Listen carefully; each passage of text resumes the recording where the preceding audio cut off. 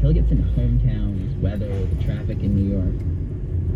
I'm wondering whether she'll find her way around to the point when at last she makes her move. So this is the ask. Do you have anyone in your life that has a hard time asking for help? My parents, I've always said, like, they were very formidable people. And then she veers off course again. It's just super hard for her to ask. Finally, she gets to the question. That you could, like, call and tell them about the show. Do you have anyone in your life like that? The women are very polite. They talk to us about their own struggles with asking for help. Then they say no. Tell her about the show. All right, okay. Kelly still seems positive after this first attempt. It was really nice that they talked to us about it, But as we get a few more no's, she starts to get a little more strategic about approaching people. That's a teenager fighting with their parents. I don't think we want to ask them. Yeah, the longer I stand here, the harder it's going to get. So, yeah. I have to agree.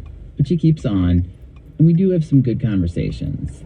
Like with a guy named Ben Mark, visiting from Idaho. My grandpa who passed away, he was bad at asking for help. So he's from Mexico, and they have that stigma where, like, you know, men shouldn't ask for help. But, you know, as my mom told me, you know, she's like, hey, don't be afraid to ask for help when you need it.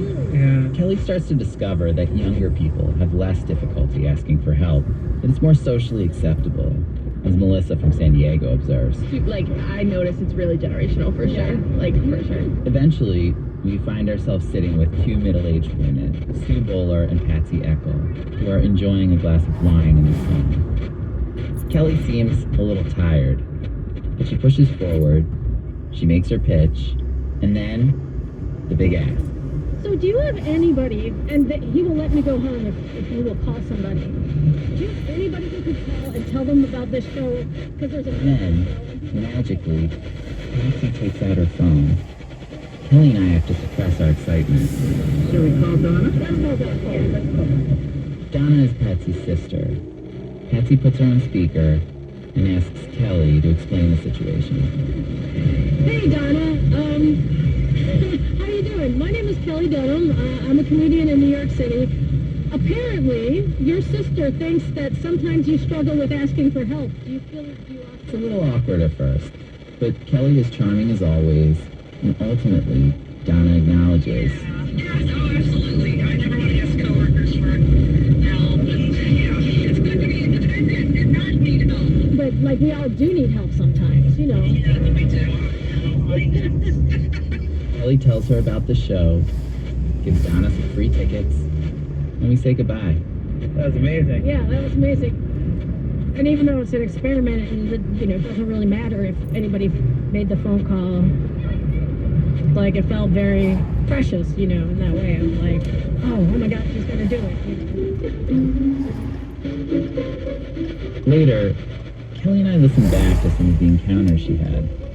I feel like I'm watching an SNL sketch of somebody who doesn't know how to ask for help, pitch other people about asking for help.